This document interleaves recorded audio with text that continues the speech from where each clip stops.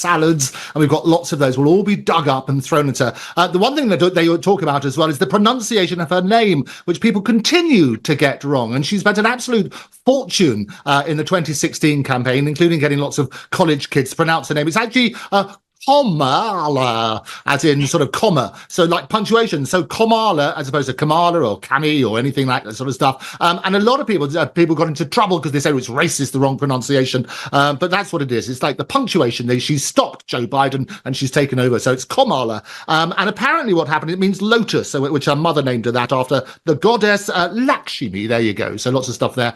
What is interesting, she's going to peddle this a lot. She would be the first African-American, the first woman, the first Asian-American president in the history of the United States. And her motto is basically, you may be the first, but make sure you're not the last. So there are going to be lots of people, especially young girls, who will be inspired by that sort of stuff. That'll be the message. And she's also pitted herself as, look, she's the great prosecutor. And, well, here's the biggest felon in America is how she's sort of pitching it against Trump.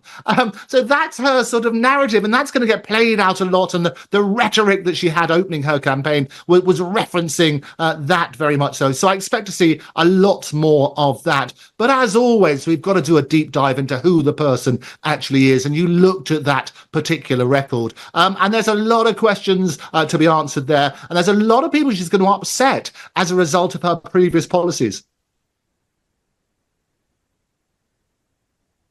James, do you want to weigh in on this? From national security to global corruption, this is the Muckrakers on today's News Talk, TNT.